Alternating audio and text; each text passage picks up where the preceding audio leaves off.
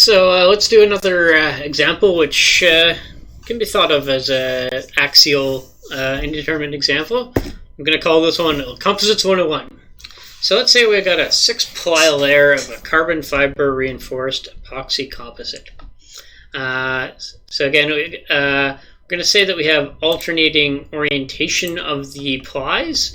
So I kind of drew a pretty shoddy diagram of that, but we got various layers where in one layer all the fibers will be oriented, say, in the X direction, and then in the next layer all the fibers will be oriented in the Z direction. So kind of coming out of the in and out of the page there, like that.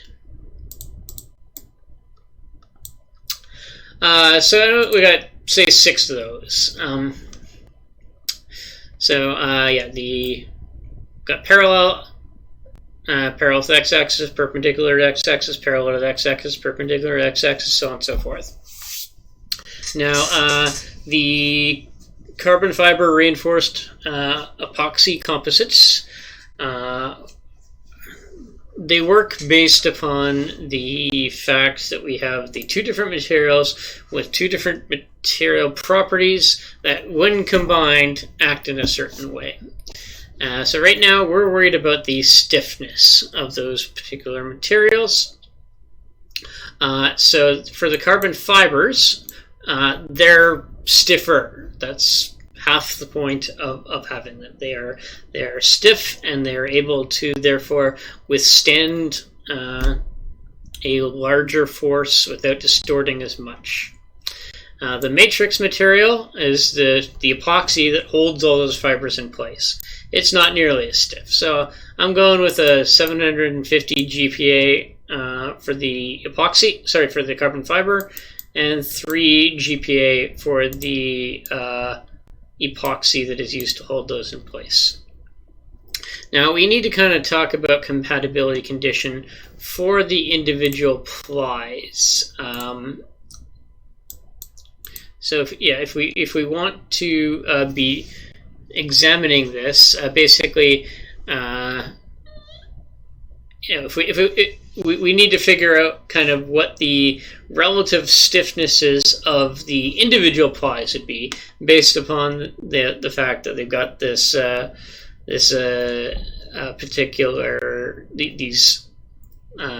materials with the different stiffnesses oriented in different ways.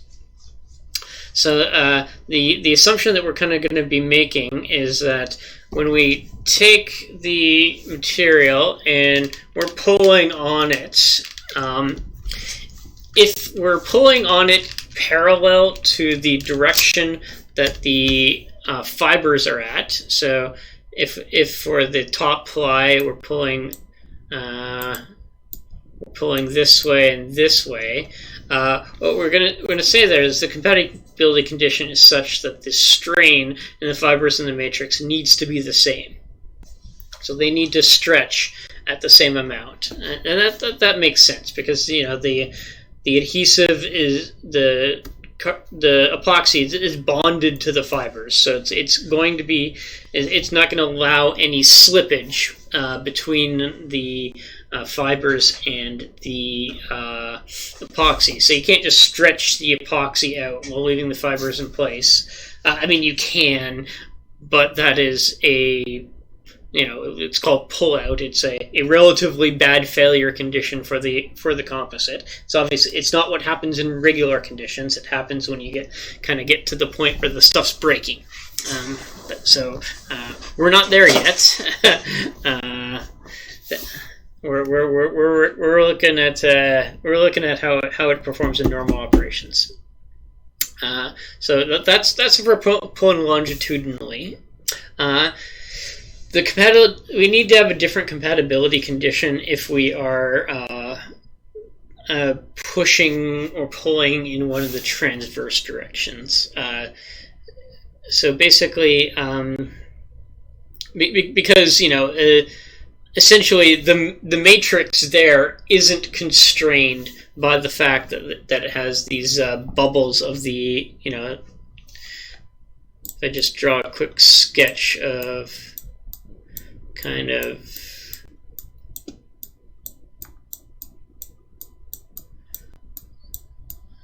so say we got this say we got these relatively stiff bits of fiber, you know, got rods of this fiber, you know, they're laying like this. If we pull on this or push on this, the matrix is still somewhat free to deform. It just needs to do so by kind of moving the location of the fibers around it. So we don't need to change the shape of the rods in order to move them in the matrix. As long as we're pushing this way or pushing this way.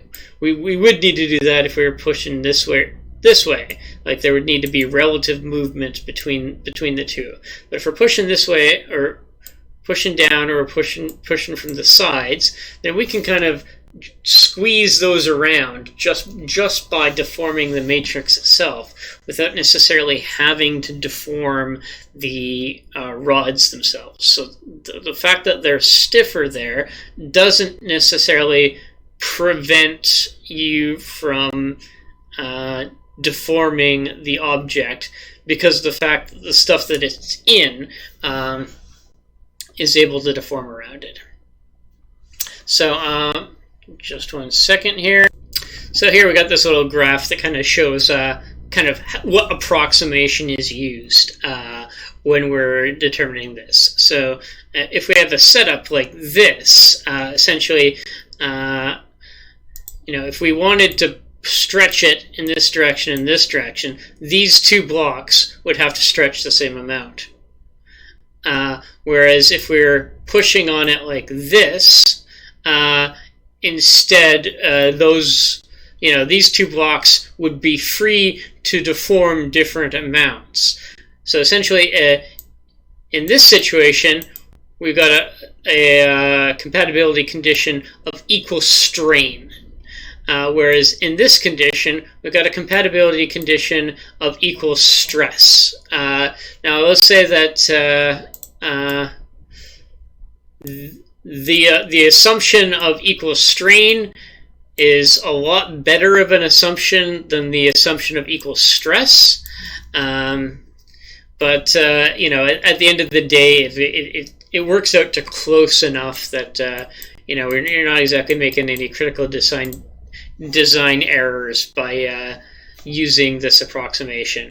And generally speaking, you're usually a lot more worried about properly calculating the Young's modulus for this direction than you are for this direction, because that's how you design your parts. You design your parts so that your orientation of the plies is oriented with the load to a very large degree. You're relying upon the stiffness and the strength in this direction. You're not relying upon the stiffness and the strength in this direction or these directions. So you're worried about X, you're not necessarily worried about Y or Z. Okay, so the other thing that I'd asked hadn't stated yet is what the volume fraction of the fibers is. So come on, OneNote. There we go. So 70% here. So essentially, we're saying that if you take a cross section of one of the plies and cut it so that you're looking straight at the fibers as they're going this way, 70% of this cross-sectional area is going to be taken up by the fibers, whereas about 30% will be taken up by the matrix. So that's certainly not out of the ordinary for carbon fibers volume fractions. You generally want to be designing your composites to have basically as high of a volume fraction of fibers, because that's what makes them strong, as you can, without getting into issues with impregmentation of the epoxy into the matrix. You don't want to be leaving any gaps, due to the fact that you had the fibers too tight and you couldn't get the epoxy in there. Anyways, that's another course. So first we're going to do the longitudinal Young's modulus. So again, its compatibility conditions is that the amount it stretches needs to be the same for the two. The strain needs to be the same for the two. So if we take a particular load P and apply it, so applying it, this direction and that direction, then essentially some portion of that load is going to be carried by the matrix and some portion is being carried by the fibers. And you can you just add those two up to equal to P. And then you're going to get stretching of those two, and the stretching in each of those will be equal. So we can just say that the stretching in the fibers is equal to the stretching in the matrix based upon their respective portions of the load. Then the length, obviously, length cancels out, and then the area of the fibers, the area of the matrix, and then the stiffness of the fibers and the stiffness of the matrix. So if we solve for PF in terms of everything else, we don't necessarily, we're taking a random portion, representative portion. So we don't necessarily know what the area of that cross section is, but we know what the ratio is because we got the volume fraction. So we know that the ratio of the fibers to the matrix is going to be 0.7 to 0.3, and then just the respective stiffnesses just allows us to solve for the PF in terms of PM. So the load carried by the fibers is going to be 194.4 times the load carried by the matrix, which is not surprising at all. The matrix is a lot stiffer than the fibers are a lot stiffer than the matrix, and there's more of it. So it's capable of, if we just had equal amounts, it would still be carrying more, and there's more of it, so it's going to be carrying even more than that, basically. So the entire point is to have your strong, stiff fibers to be carrying as much of the load as possible. So next up we got just solving in terms of the total load, plugging that in. The total load is going to be that in terms of PM. What we solved for times plus an additional 1. So we can solve for PM in terms of P. And then just go back to, we know what our displacement is in terms of PM. That gives us our strain. So that allows us to solve for a strain just by taking the L term here and dividing out. And that gives us this function here. So basically, our effective Young's modulus again is going to be the average. Basically, the average stress applied divided by the strain. So the average stress applied is just P over A. So we got our A here. We got the AM here.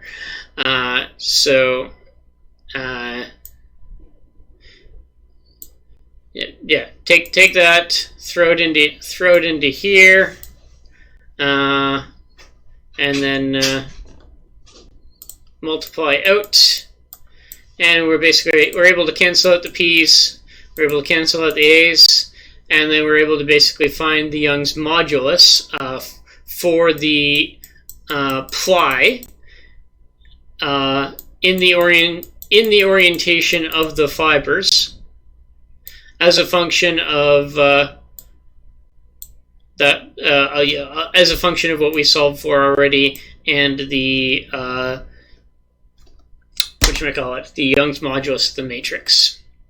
So we're able to solve for that here. That's based upon the properties that we had. The general relationship here is just that the effective Young's modulus is going to be equal to the volume fraction of the matrix times the Young's modulus of the matrix plus the volume fraction of the fibers times the Young's modulus of the fibers. So that's our E1. So E1 is always going to be the, in the orientation of the fibers. So next up, we got our transverse loading. So again, that doesn't require equal strain. So essentially, we're going to treat that as if it's in series rather than parallel. So basically, we're stretching or we're pushing, and we're saying that kind of across this section, the stress doesn't have a chance to redistribute based upon the stress won't have a chance to redistribute because the matrix moves around too much for it to do that. If the matrix is really stiff, then and we had bubbles of we had these little bubbles of less stiff material, then obviously the force path load would follow the stiffer material. Whereas if the fact that it doesn't means that the stress is basically going to be roughly average.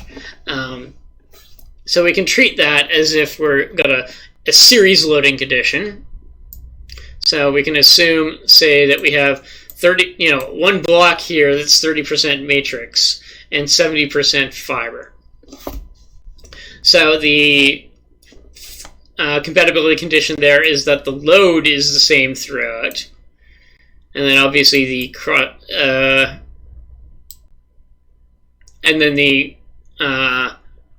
cross-sectional area, kind of when looking at this area here, because we're looking at the cross-section perpendicular to the load that we're looking at, is going to be the same as well.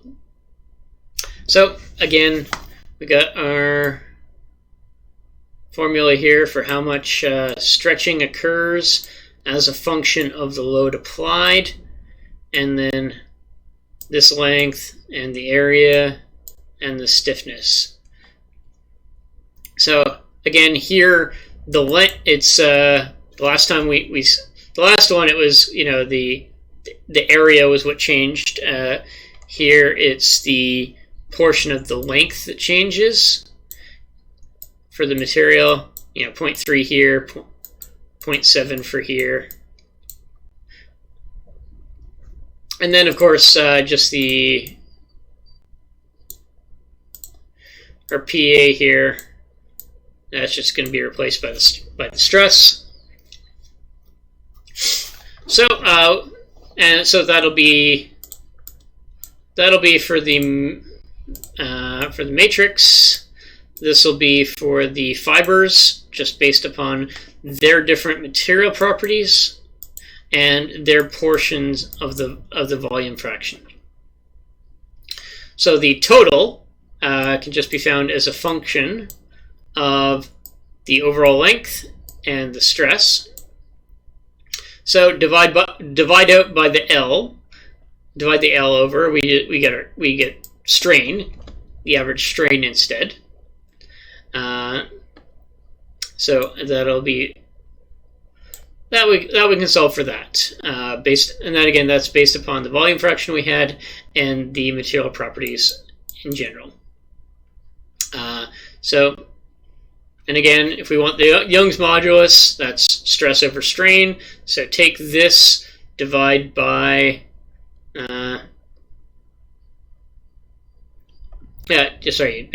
take our stress and divide by the strain, and then we get stress divided by stress times this. So 1 over this basically gives us our effective Young's modulus in the transverse directions for a particular ply. So again, I also got the general formula down here if you want. That's based upon the inverse of the volume fraction of the matrix divided by its Young's modulus plus the volume fractions of fibers divided by its Young's modulus. So essentially what we're saying, due to the fact that we're going with the inverses there, it's the smallest of these that tends to dominate. So this is very much so on the lower end of the stiffness scale. It's a heck of a lot closer to the stiffness of the matrix than it is to the stiffness of the of the fibers. And it's just essentially that's just because there's still that freedom for the matrix to kind of move and kind of redistribute itself around the fibers. So the fibers aren't able to resist that movement because they're surrounded by the matrix. They're not bumping into one another. So if loaded in the y direction, then all the plies are loaded transversely. So that's just based upon the if loaded in the y direction, based upon this little diagram I had here, if we're pressing it on it like this, then all these plies are going to be loaded in the transverse direction. None of this is parallel to any direction of the none of these plies are parallel to that directional loading. So the Young's modulus in the y direction is just going to be equal to that E2 that we just calculated, the 9.73 GPa. And then if loaded in the x direction, the compatibility is going to be equal strain between the plies.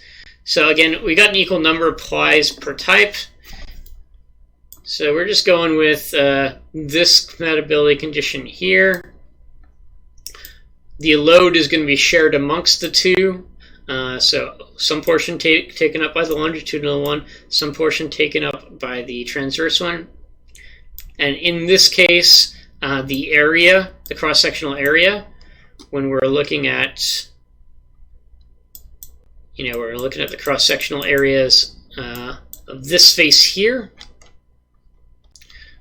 that is going to be equal to one another. And that's just because we have the equal number of plies to each type. If we had different numbers of plies that were oriented parallel and perpendicular to the x direction, then that would be different. But again,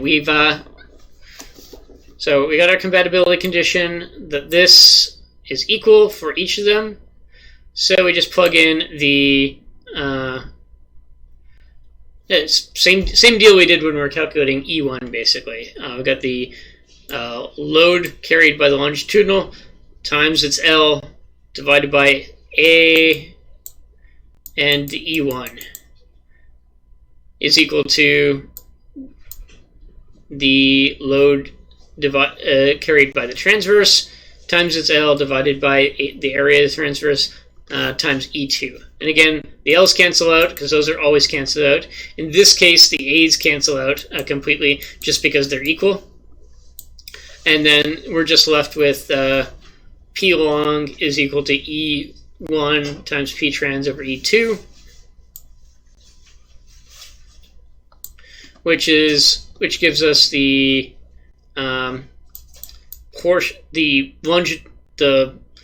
portion of the force carried by the longitudinal axis plies as a function of the transverse plies. So then we can just solve for that. The total P in terms of the transverse, and then we're back to here. We already did the delta total is going to be equal to P trans times L over 0.5A times your E2. And we can just solve for a strain by dividing out the L. Our strain in terms of P and A and GPA. So again, our stress, we're trying to solve for Young's modulus, so that's just our stress divided by the strain. So P over A times 1 over this. P's cancel out, A's cancel out, and we're left with 29.9 GPA, which is basically the average of the two Young's moduli that we just calculated, which really shouldn't be a surprise to anyone, based upon the fact that kind of the loads are equally shared between the two. Again, if you had different number of plies, say if we had, say blue was the x-axis plies, if we had 2 x-axis plies, 2 x-axis plies, and then maybe just, if we had, say, a total of 6 x-axis plies and two plies oriented in the z-axis, and we get a different situation there. We get a different load-sharing portion there. So different equivalent Young's moduli. So again, in this instance, because they are equal, we do get that particular amount for the Young's modulus for loading in the x-axis, and we'd also get the same thing for loading in the z-axis as well, because we're basically just be doing the same calculation, just switching which one was 1 and 2. Doesn't have no problems there. So yeah, that's a bit of an intro to composites. Fun times. So you aero guys will probably get a bit more of it than the mech guys will. I personally never touched any of this until I came back here to do my master's, and then I was thoroughly smacked upside the head with it by Dr. Marsden. So hopefully some of you guys will get to enjoy that as well.